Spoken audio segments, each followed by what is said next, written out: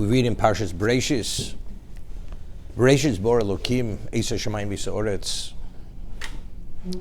In the beginning, God created Shamayim and Oretz, heaven and earth. Lengthy discussion in the Midrash. Why does the Torah begin with the letter Beis? We have 22 letters in the Hebrew alphabet. It could have been with the Aleph.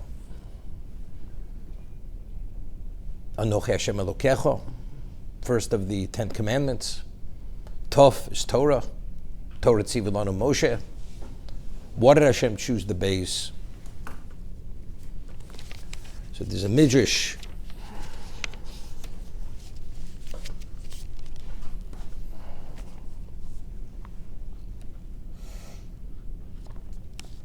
Rabbi Akiva, Elu Esrim Shtayim Osiyus Shebehen Nitno Kol HaTorah Kula.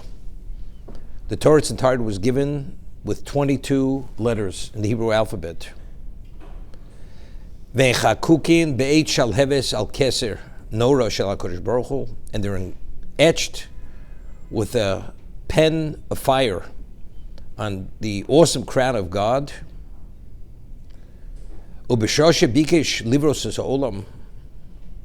When God wanted to create the world, Yordu v'omdu l'fnei HaKadosh Baruch Hu, all 22 letters stood before God. We're speaking about the spirituality which is contained in every one of the letters. Zoma the fon of bitivros ha'olam. Each letter said, create the world with the spirituality which lies within me. Zoma the fon of bitivros ha'olam. Betchilo nichnas Tov, the fun of. The letter of Tov comes before God. Ultimately,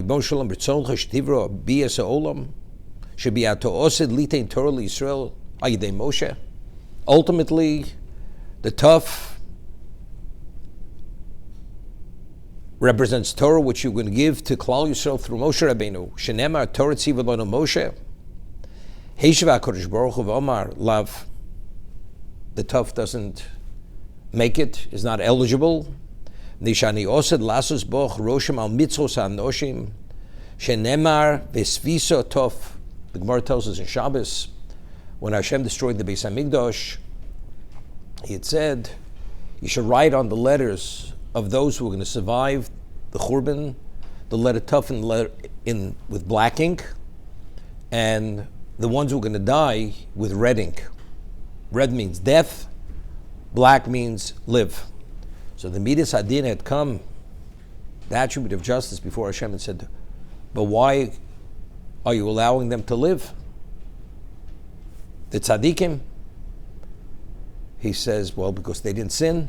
He says, but they should have protested and stopped the sinners from sinning, from transgressing. He said, so Hashem says to the Midas Hadin, to the attribute of justice, and if they would have protested, would have it helped? So the Midas Hadin says to Hashem, but did they know that it wouldn't have helped? So Hashem says, put the letter Tov in red, in blood, on all their foreheads. So because the letter Tov, although it represents Torah, is used to mark even the tzaddikim for death, the word Tov is not eligible to be the letter. But it's interesting. But Torah is Torah. What difference does it make? Torah is the ultimate. But the question is, why were they culpable? Why was there a claim against the tzaddikim? We say a person doesn't know any better. I should protest. It's only because they possessed Torah, because they were so advanced, that's why there's claim against them. So the basis for their destruction is only because they had Torah. So if that's the case, Torah is the basis why they deserve to die. Therefore, Hashem says Tov doesn't make it. Tov is not eligible for that reason. Those who didn't observe the Torah, we understand. But those who observed the Torah, so they also failed. No, the reason why they were culpable is only because they possessed Torah. That's why Tov doesn't qualify to be the letter. Miyad yotzel b'for pachi nefesh. Immediately the letter Tov left Hashem's presence, depressed. V'achach nichnas shin. V'chein kol os v'os. Each letter came before Hashem, and Hashem dismissed every letter, saying, you're not eligible. V'achi kula nichnas beis. The letter beis comes. V'omar lefon Rebbeinu Shalom b'tzoncha shetivre b'yis ha'olam. Shebi omrim b'chol yom baruch Hashem lo'olam omein v'omein. The reason why I qualify is because every day Klal Yisrael says baruch Hashem lo'olam omein v'omein. God is blessed forever. In this world, the world to come. Heishiv HaKadosh Baruch Hu. Hashem responds to the letter Beis. Hein, you're right. You qualify. Baruch haba b'shem haba, b'shem Hashem. Blessed is the one who comes in the name of Hashem. Miyad kibla HaKadosh Baruch Hu. Ubores ha'olam b'beis. God created the world with the spirituality with the letter Beis. Shnema Bereishit boro. Bereishit, it starts with the Beis. Va'alif, the letter Aleph. Kevon sheras HaKadosh Baruch Hu. Shkib menu livro es ha'olam. Omad lo letzad echod. V'shosak. The Aleph, after seeing that Hashem chose the Beis, the Aleph has nothing to say. So it stayed on the sidelines, remained silent. Achekor LaKadosh Baruch Hu, and remained silent until Hashem summons the Aleph. V'omalo Aleph neimat toshosek. Why you remain silent? Ve'nato omer li klum. Why don't you come with some kind of claim that you deserve? You qualified. The world should be created with the Aleph. Heishiv Aleph v'omalo ribonu shalolam. So the Aleph responds as master of the universe. Neishein bi koach lo melefonecho klum. What is my value? Shekola osios mechushavim b'minyan meruba. Every letter has greater value than I do. Vani b'minyan muat. I'm only single. Every other letter is minimally double. 2, 3. Beis b'shtayim gimel b'shlosha v'chein kulam vani be'echod. If I don't qualify, I don't rate. Heishiv HaKadosh Baruch Hu Aleph al tisyorei. So Hashem says to Aleph, don't be fearful. Shtarosh l'kulan kemelech. You're the ultimate. You take precedence of all of them. As a king is the first and the foremost. You were the first. Ato echod vani echod. You're echod, and I'm one. V'atorah achas, and the Torah is one. Shani osad litein boch la'amu Yisrael, and through you I will give the Torah to Klal Yisrael. Shenemar Anochi Hashem Elokecho. The first of the 10 commandments begin Anochi Hashem Elokecho. You are single, I am single. The Torah is only, there's one Torah. And you will be the letter through which I will give the Torah to Klal Yisrael. So in terms of the spirituality which brought about existence is Baruch Hashem L'olam Amin V'Amin. But in terms of Aleph is Torah. It's interesting. I mean, seemingly it's difficult. Rashi cites Chazal, the Midrash. What's Bereishit bara Elokim Shemayim v'Oretz? What was the objective of creation for the sake of Torah? Which is the choicest, which is the ultimate. What's the objective of creation? Klal Yisrael, which is the choicest, as the choicest of the wheat, because the only nation which has relevance to Torah is only Klal Yisrael, the Jewish people. So if that's the case, it should be Aleph. It should start with Aleph. Aleph is Torah. Beis is for the sake of. Baruch Hashem le'olam amin v'amin. Blessed is Hashem forever. With the confirmation. So how do you somehow reconcile the two? Now let's first explain, why did Hashem say, Baruch haba b'shem Hashem? Blessed is the one who comes in the name of God. And therefore Beis, the spirituality which lies within Beis, is the letter that's eligible. Its spirituality should bring creation to being. We've mentioned many times, the Gemara in Brachos, we just finished saying Hallel, 8 days, full Hallel, during Sukkot. David HaMelech says in Tehillim, Hashemayim Shemaim L'Hashem, v'oretz nasan levnei Odam. The heaven is God's, and the terrestrial level was given to mankind. So it seems to be heaven is God's, terrestrial is man's. But David also says, L'Hashem ha'oretz u'mloah. The world in its entirety belongs to God.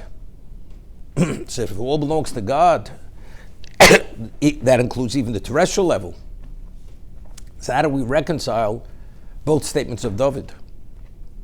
Here he says the terrestrial is man's, and here he says even the terrestrial is God's. L'Shem Oretzum Loa, the world, its entirety is God's. So the Gemara answers, Kan Kodem Brocha, Kan Lacha Brocha.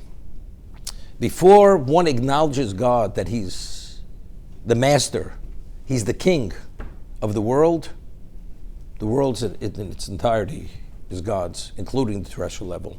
Once man acknowledges Baruch Atah Hashem Elokeinu Melech Olam, with all the various references, that God is master and king of the universe, God says, now the world is yours. So my Rishiv Zechat Levrocha explained, the Navi says, why did God create existence? What makes us eligible and worthy to have a relationship with Him? L'chvodi barosif. I created this world for my glory. And if you recognize that, then you're eligible to have a relationship with me.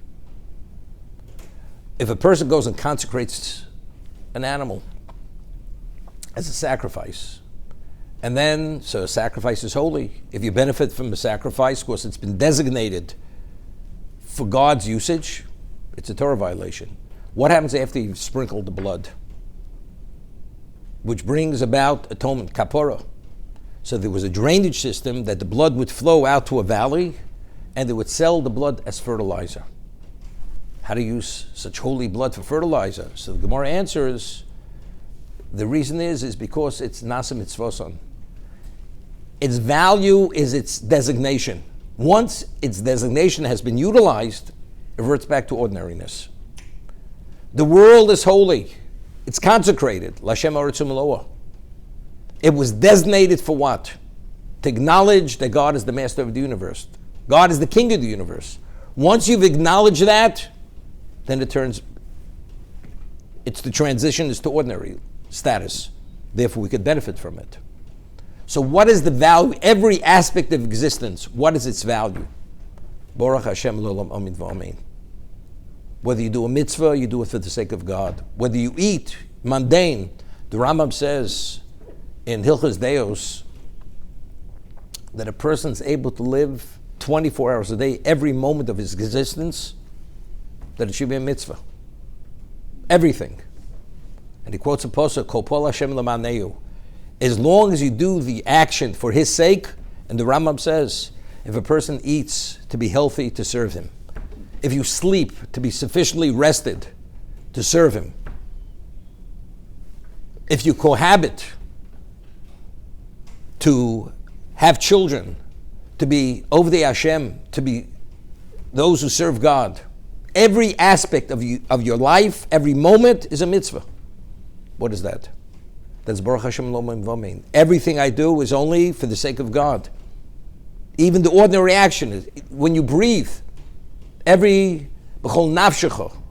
The Gemara says kol neshimu neshima. Every breath you take is what? Is for the sake of God. That's what you do. So what is existence? So it's been infused.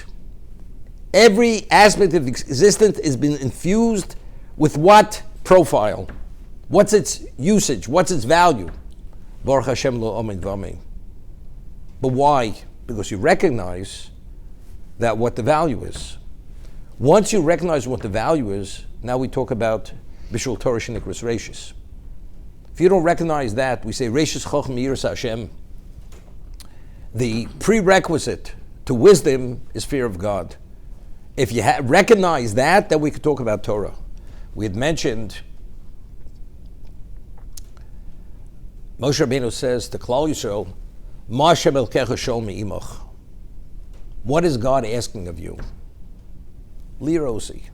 He's only asking you to fear me, to do His mitzvahs, to dedicate your life to Him.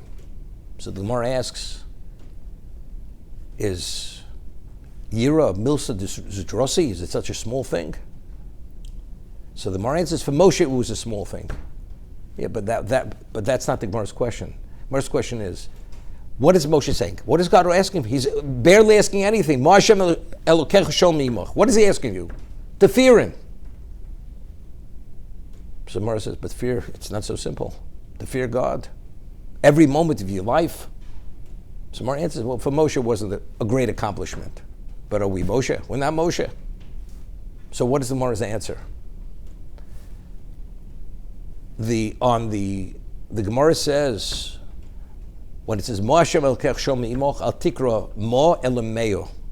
What is God asking of you? To say 100 brachos every day. That's what the Gemara says. Chazal says. Medrash. Hashem is asking of you to say every single day 100 brachos. And on the letter Mo Hashem Shochem Imoch, there on one of the that's Meyor. So therefore, saying the 100. So what is the Torah giving? The Torah is giving us the inside understanding. How does one come to Yiras Shamayim? By saying 100 brachos every day. If every time, if a person's an observant Jew, and you say 100 brachos, that means besides saying Baruch Hashem, you're acknowledging God, B'Shem U'Malchus, saying the unpronounceable name of God 100 times a day. And it's with an acknowledgement. And if you focus on that, what does that infuse you with? What does that create? It creates a cognizance and an awareness that there's God above you. Once you have that, then you understand, what is my value? What is my purpose? What is the purpose of my intelligence? Where should I invest my life? Bishul Torah shenikras reishis. What is the choices? What's the value? The value is the Torah.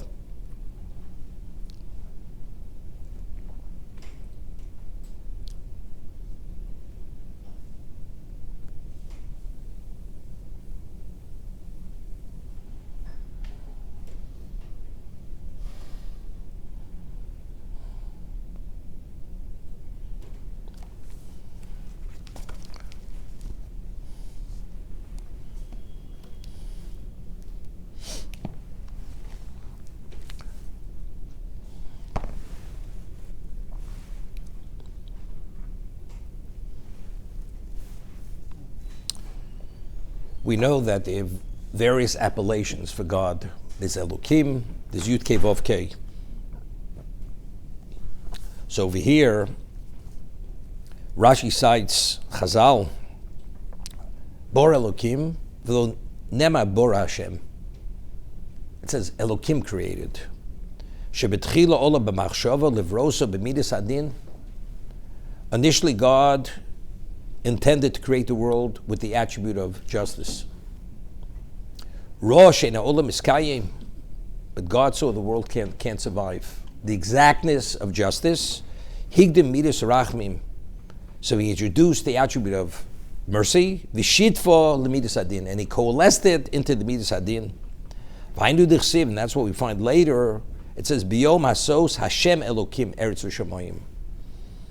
When Hashem Elokim, Hashem is Yud Kei Vav Kei is Midas HaRachmim, the attribute of mercy. Elokim Midas Adin, Eretz V'Shamayim. Okay?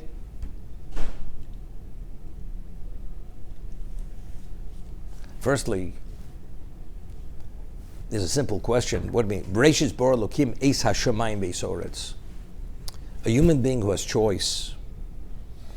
So then we could talk about liability. Midas Adin is their attribute of justice or is the attribute of mercy? But I'm talking about creating the mundane, creating the physical world or even the spiritual worlds. What relevance does this have to Midas Adin or Midas HaRachmim? What do you mean? The attribute of din. He created the sun with the attribute of justice. He created the terrestrial level with the attribute of justice. What relevance does it have to justice? It has nothing to do with justice. Man, when I judge him, do I judge him with exactness or do I judge him with mercy? But the appellation Elokim, V'yomer Elokim Yehi Or. Elokim said there should be Or. V'yomer Elokim Tachi Otz Deshe. Let the earth be covered with a covering of vegetation. Yikova Amayim. Everything's Elokim. So the water gathering, whatever it may be, it's all the attribute of justice. What does that have to? What relevance does that have to do with the attribute of justice? What is the attribute of justice? Exactness. Now, people say, and they don't understand, they say, very often a question becomes the answer. As a result of ignorance, they say, well, if that happened and we don't understand what, it must be it happened because of that. For instance, evolution. They found that there's certain appendages or glands in the human body, they don't understand its value. So they say, well, it's a leftover from a previous period of time of evolvement of the human being. Began as an ape, evolved into a human being. So the certain aspects of it, originally man had wings, or certain reptiles had wings, and they shed the wings, and then they became whatever it is. They weren't able to fly any longer. That's the concept, the theory of evolution. Why? Because why else did they have? Right? Well, what does this mean? What is its value? So therefore, it's a leftover. Is there anything superfluous in existence? The Torah says there's nothing superfluous in existence. Bereishit bara Elokim eisei shamayim. How many planets do you have? How many stars do you have? How many miles are there in space? It's not infinite. It's not endless. There is an end. But why that and not less? Why not less? Why not more? That's Elokim.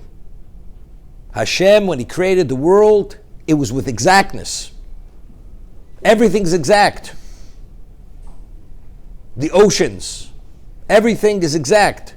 The species of animals, fish, reptiles, insects, it's exactness. The numbers of species. That's Midas Adin.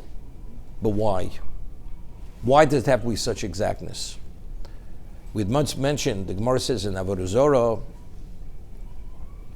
that God has a daily schedule. What's God's daily schedule? So the Gemara says that the first 3 hours of the day, what does God do? Yoshev v'lovei Torah. Studies Torah. What does he do the second 3 hours a day? Yoshev v'danas olam. He judges the world every day. And what does he do the third 3 hours of the day? He sustains the world from the greatest creature to the smallest creature, provides sustenance, whatever they need. And what does he do the fourth 3 hours a day? He learns Torah with Tinok Shabes Rabban, with the children who passed away as children. They didn't live into adulthood, so he studies Torah with their neshamas, with their souls. That's God's daily schedule. Therefore, the Gemara says that a person on Rosh Hashanah, which is Midas Adin, it's the attribute of justice. If you pray Musaf, which we have Malchius, Zichronos and Shofros, we're asking God to remember us in a good vein. If you pray privately, you should wait until after the first 3 hours of the day. Because the first 3 hours of the day, the most harsh level of justice is the first 3 hours of the day. You shouldn't pray in the first 3 unless you pray with a minyan. Because then you have the schus of the minyan. But if you pray individually, the first 3 hours you shouldn't pray. So the Gemara asks, but according to God's schedule, he judges the world during the second 3 hours of the day, not during the first 3 hours of the day. So Gemara answers, concludes that Torah is Midas Adin. When God studies Torah, that's exactness. There's no compromise. Why? So the Gemara explains that if something is permitted, it's permitted, it's forbidden, it's forbidden. Yes, what is the status of this? It's either yes or no. It's either contaminated or pure. It's either forbidden or permitted. So what is Torah? Torah is exactness, it's emes. The Gemara says Torah is emes. Emes is emes kanev al timkor. Emes cannot be compromised. When God engages in emes, that level of exactness that not even compromise as much as an iota, that's the most harshest moment of justice. So unless you have schus hatzibur, you can't pray musaf as a private citizen. You need the schus hatzibur. When God judges the world after he finishes studying Torah, there's rachman within judgment. There's rachman within mishpat. So if the blueprint of a creation, as it says in Chazal, is takel Bereishit borei alma, what is the blueprint of existence? The Torah is the blueprint of existence. Why does a kosher species have a hide? Because it has to have a hide, because tefillin can only be made from the hide of a kosher species. So that's a takel Bereishit borei alma. Why do kosher species of fish have fins and scales? Because the Torah says that the only species which is a permitted species for food consumption is only a kosher species. And how do you identify that? Fins and scales. So that's the blueprint. So why did God create the world as he created it? Again, to meet the criteria of what the Torah sets forth. That's the blueprint.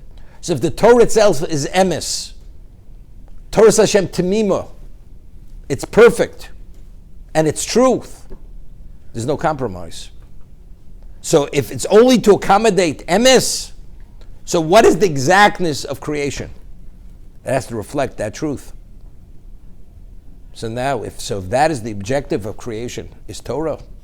So if you use that same measuring stick for the human being, how does he survive? Can't survive. So therefore God coalesced within creation the midas harachmim, because otherwise man could not exist. With that level of mishpat, of justice, man couldn't survive. And that's what the Torah says, B'yom asos Hashem Elokim eretz v'shamayim. So now it's very interesting. And we'll see the Orach Chaim HaKodesh. Initially it says, Bereishit bara Elokim eis hashamayim ve'es oretz. When we speak about Shemayim preceding Oretz, it's Elokim. When the pasuk later mentions, God introduces the attribute of mercy, B'yom asos Hashem Elokim eretz v'shamayim. Why was Yud-Kei Vav-Kei introduced? Because there's Eretz. What's Eretz represent? That's man's place. Horetz Nasal Lifnei Odom. Because man's location, because of man's behavior, man's temperament, it is impossible to survive the exactness of din, of justice.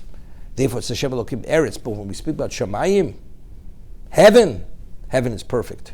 That's the Midas Adin is still there.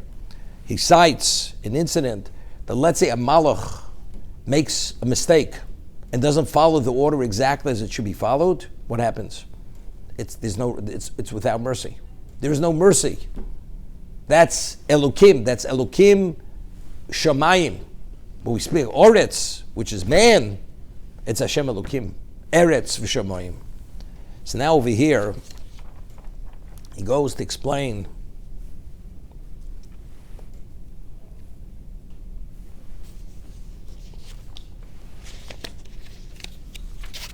if you read Rashi simply, you can't accept a simple reading of Rashi.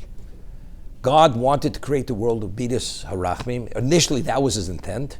And when he saw man couldn't survive, he coalesced it with midas harachmim. What God has a change of mind. What God didn't understand from the first moment, that man cannot deal with the exactness of judgment, chas v'shalom. We're talking about this as heresy. If God is absolute in his knowledge of everything, originally he thought this, but when he saw man couldn't, therefore he introduced the attribute of mercy. So Orach Chaim HaKodesh, he deals with this. And he says a principle. We speak about the 70 faces to Torah. Shivim Panim LaTorah. We know that an Amora, who's the interpreter of the Mishnah, cannot argue with a Tana. The only time he says you can't argue with Tana if we're speaking in the halacha, in definitive law.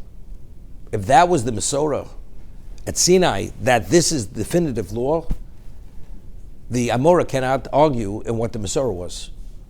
But we find continuously Amoraim Tanoim interpreting psukim differently in terms of to draw and extrapolate many concepts, moral beliefs, whatever it may be, which are not contradictory to one another. Not about definitive halacha.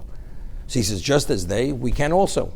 As long as what we say, we interpret, it conforms with the beliefs and the principles of Torah, and you're able to draw a lesson from something, you have a right.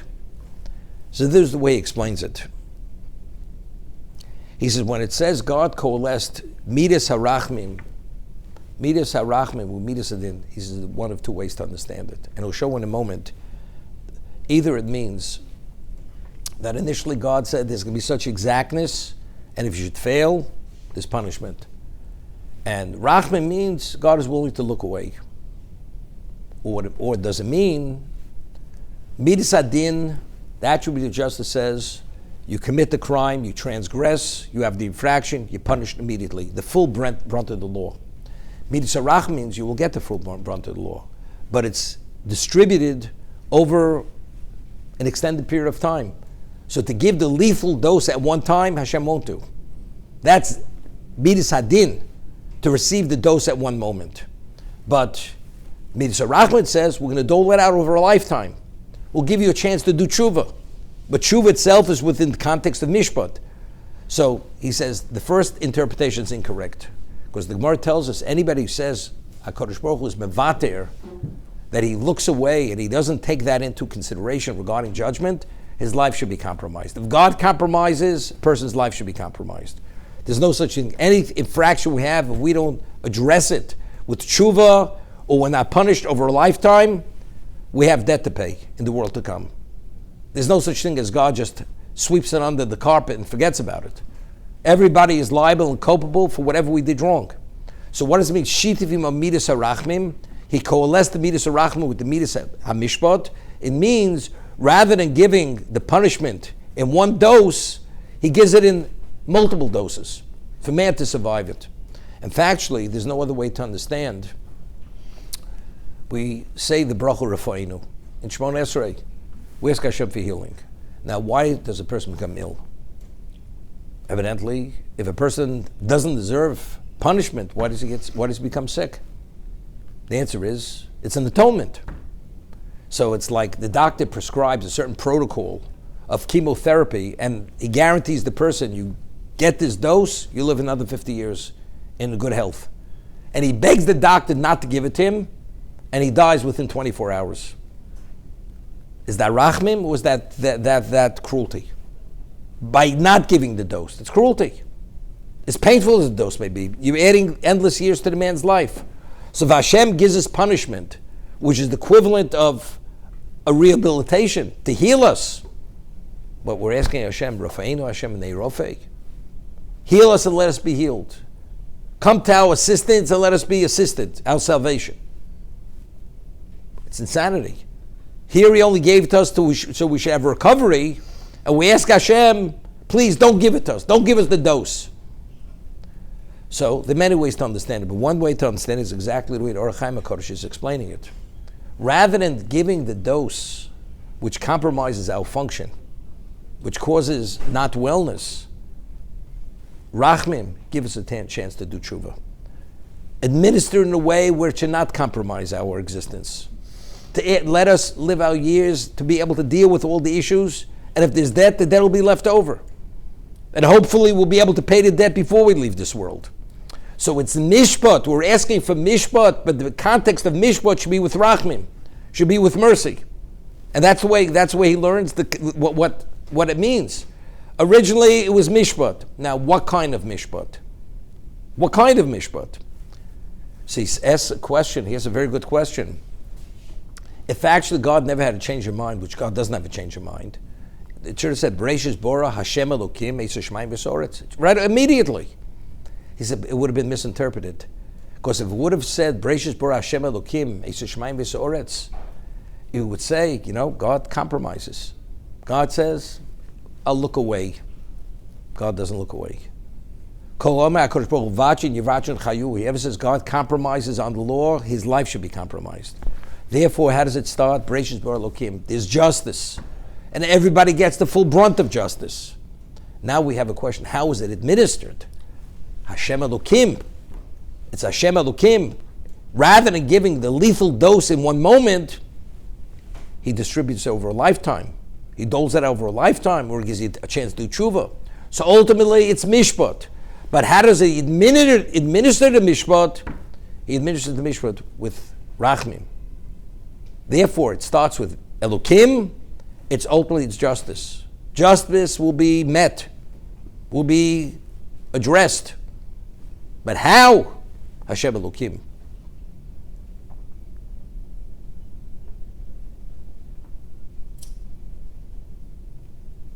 There's a famous word from the Shalach Kodesh.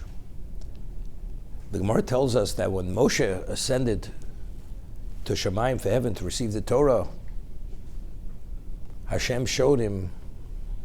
Hashem was, at the time, was putting crowns on the letters of the Torah. They're called Tagim. And he says to Moshe Rabbeinu says to Hashem, "What is this all about?" He didn't understand what the significance of the crowns on the letters were. He said, in future generations, there's going to be a person by the name of Rabbi Akiva, and he's going to draw from these crowns tili halachas. Mounds and mounds of halachas are going to be extrapolated from these crowns. So Moshe Rabbeinu says, and what's ultimately going to be his fate? I mean, if that's how great he is, what's his fate going to be? So he shows him what's going to happen, how his flesh is being scathed off his body with iron knives, combs. So Moshe Rabbeinu says, this is the ultimate Torah. That's the schar. That's the reward. So Hashem says to Moshe, Kach ola b'machshava tchila. This was my original intent of creation. My original intent. So the Shalach Kodesh answers that, again, God never changes his mind, chas v'sholem. God is absolute. The moment everything is, there's no such thing as God doesn't know, chas v'sholem. But it means that ultimately the best thing for existence would be midas hadin, the full dose. Everything would always be perfect. There are no bad examples. People understand. You do the wrong thing. Lahavdil, of those Saudi Arabia steal, they used to cut your hand off. You understand? When enough people had their hands cut off, nobody stole. If a person would speak Lashon Hara, if he would lose his power of speech, nobody's speaking Lashon Hara any longer. If that's the case, you realize most people are not going to be able to speak. But what about if you have those special people? That they're within the context, that they have the capacity to receive the full brunt of midas hadin. That is what? That's B'krovei HaKodesh. That's the ultimate Kiddush Hashem. Because they represent what's the ultimate in holiness. That's Kach Ola B'machshava Tchila. That was my original intent of creation. When I meant midas hadin in that exactness, only for those special people. There was never a change of mind. The mishpat with exactness is for those people. Which people? The people like Rabbi Akiva of Chaverov, the 10 martyrs. But for the ordinary people, relatively speaking, you can't survive it. It'd be impossible. For them, he coalesced midas harachmim. And that's throughout the generations. There were tzaddikim who are tortured and murdered. That's machshava tchila. That was the original intent for those. And that's the ultimate Kiddush Hashem. Just to bring it out a little bit, maybe. You know, I once mentioned a story that Rav Issa Zalman Meltzer, Zechat Tzadok Livrocha, was Rav Aaron Kotler's father-in-law. And he was known in Europe as he was one of the elder Rosh Hashivas of Europe. He was in Slutsk. There was a city in Lithuania called Slutsk. And he was known as the tzaddik of the generation. He was a great tzaddik, besides being a Rosh Hashiva. And during the War of Independence in Israel, he moved to Israel in the 30s, early 30s, maybe late 20s, from Europe. So right after the state of Israel was declared a state, immediately all the Arab armies attacked. And that's when they took East Jerusalem, the Jordanians, Yemach Shemam and all of them. And a bomb went off, and Rabbi Zalman Meltzer was wounded. He already man was in his 80s, and he was wounded. He had some shrapnel. He had a leg injury. A tzaddik like Rabbi Zalman Meltzer should be wounded. So immediately they went to the Chazon Ish, and they said to the Chazon Ish, a person of his spiritual caliber, such a tzaddik, such a chosid, he should be wounded. So the Chazon Ish says that wound of Rabbi Zalman averted 100,000 casualties, and he explained it. Now, the only time we find the application of Midas Adin is when God allows Satan to prosecute, Satan to prosecute. You know, we have tremendous debt. If he can't prosecute the record, there's no problem. But sometimes the negative side of the record becomes so heavy and weighty, Hashem can't silence Satan. And he has to let him prosecute the record. If he prosecutes the record, chas v'shalom, you could have a Holocaust. So what does Hashem do? He takes the tzaddik, and he has the tzaddik wounded. So the tzaddik to Hashem is like B'ni B'chori Yisrael. It's his beloved only child. You know what it means? A tzaddik, a chosid, should be wounded, should be hurt, should be injured. Hashem has tremendous pain. So Satan says, what about the debt? So Hashem says to Satan, I'm writhing in pain that my tzaddik, my chosid, has been wounded. You want more children? Throws him out. Silences him, throws him out. Shuts him out totally. That he should not be able to open his mouth. So because the world is so imperfect, Klal Yisrael is so imperfect, therefore that level of exactness has to come upon those tzaddikim. Because when they suffer the way they suffer, through the torture and through whatever happens, that atones for Klal Yisrael. Otherwise, Klal Yisrael couldn't survive the prosecution of Satan, because that's how weighty the debt is.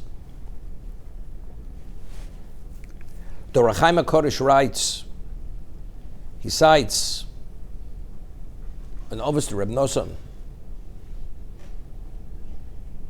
or it's Pig Reb Lezer. Says, why did Reb Kiva deserve such a gruesome death? Such a painful, literally torturous death. So the Ovis to Reb Nosson says, maybe it's a picture of Reb Lezer, that Reb Kiva, when he lectured in Yerushalayim, he had 600,000 people would come to his lecture. Can you imagine? 600,000 Jews, men, would come and listen to the shir that he would give. And when he gave the shir, he had a momentary pleasure that he was lecturing to 600,000 Jews. For that momentary pleasure, fleeting pleasure, that's why he deserved to be put to death in such a way. So the Ohr HaChaim HaKadosh explains, did he do something so terrible? HaKadosh Baruch, what does it mean? HaKadosh Baruch, medaktik im tzadikim v'kochot hasara. Hashem is exacting with tzadikim as much as a hairbreadth, if they deviate as much as the hairbreadth. So he explains it this way. We say tzadikim b'chapram ha'ador, a tzadik atones for the generation. So he explains, if a tzaddik is perfect, literally, there's nothing you could hang your hat on to punish him. He did nothing wrong. So how could Hashem take the tzaddik? So if there's any degree of reason, Hashem just needs a reason. Although the reason is not sufficient, doesn't make a difference. The tzaddik suffers and is pained and his life is taken. And he says not only does it atone for his own generation, it atones for future generations. He says the death of the Asuri Gerugi Malchus, not only did he affect his present time, he affected all future generations. The silent Satan, that's what it is. So that was my original intent. Why? It's only because Klal Yisrael can't tolerate the Midas Adin. So therefore, there's the Midas, there's the exactness, and there's also simultaneously, there's the other application. It's when it's coalesced with Rachmim, so we should all be able to survive it. But ultimately, everybody agrees God never compromises. That a person ultimately, if he doesn't do full tshuva and he's not fully atoned, there's some degree of payment. And if the payment is not fully paid in this world, it's in the world to come. Which once discussed, the Ramban writes in Torah Sodom that one moment of Gehenna is more painful than all Yisurei Eov. All the trials and tribulations of Eov, his whole, whatever that period was, 1 nanosecond of Gehenna is more painful. That's what Gehenna is. So the obvious question is, the Gemara tells us that when one suffers in this world, it pays debt, pays spiritual debt. In this world, a person doesn't have to go through what Eov went through, what Job went through, to be atoned. But yet, when a person dies, to be atoned, he has to go through continuous moments, that every moment is the trials and tribulations of Eov. How do we understand it? So what we had said was, when a person has a mishap, or more serious than that in this world, you could take it one of two ways. You could say it's for atonement. Hashem HaTzadik, God is the righteous one. We're called, he's Matzdik Sadin. You vindicate God and say, no, this, I deserve it. And you take it, and it causes you to do tshuva, and you fully embrace it. One doesn't need Yisurei Eov. Why? Because you could have bolted, and you could have become defiant. But you chose not to. So that exercise of free choice allows less should be the equivalent of more. But what happens if the person dies? Didn't do tshuva in his lifetime. Now, how do you get rid of such debt? Literally, it has to be purged from him. It has to be burnt out of him. That process is more painful than Yisurei Eov, more than the trials and tribulations of Job.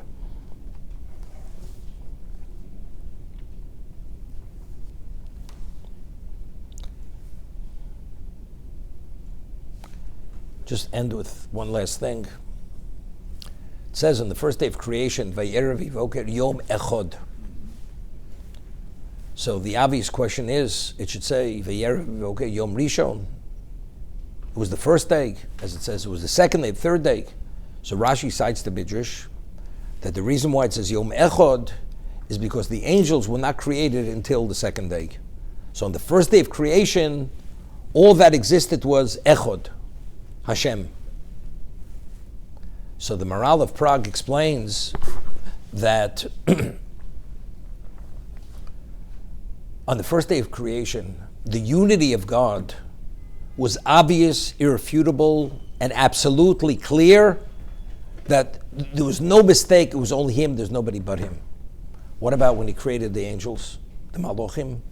And you have Malochim, which literally echelons of angels which are all-encompassing.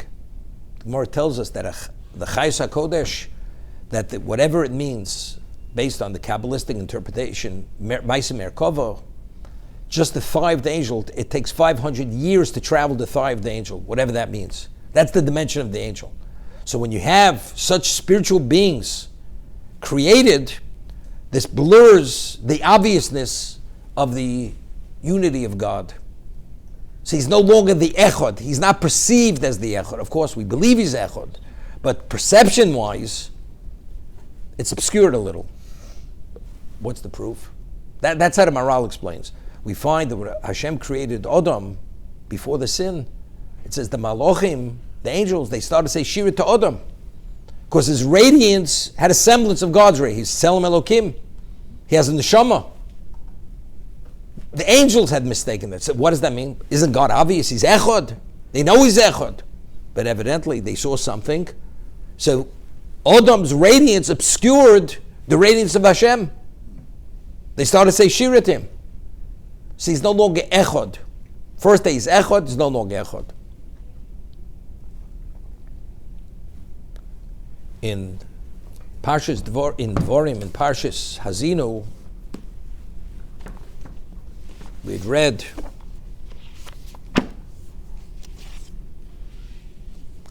Ki esel el shamayim yodi. God takes an oath. This is after when he's going to destroy the nations of the world for what they did to us throughout history. He says, I swear by my hand, v'amarti chai anochi la'olam. I exist forever. Now, the word la'olam is written without a vav. The vav is deleted. So the Balaturim writes, v'amarti chai la'olam, la'aleim ksiv chosavov. What's la'aleim mean? To conceal. Conceal. La'acha sheishis halofim shana. The Gemara tells us the world will exist for 6,000 years. After 6,000 years, shoziyeh niskav levado. Then God is going to be exalted all unto Himself. As long as there's existence, God is obscure. We don't see Him in His full form, His true profile. V'amarti chan anochi la'aleim. Now I'm la'aleim. In this existence, I'm obscured. At the end of 6,000 years, God will be exalted unto Himself. All mankind will recognize who He is. No longer will there be any doubt or any question. That's how absolute and definite it's going to be.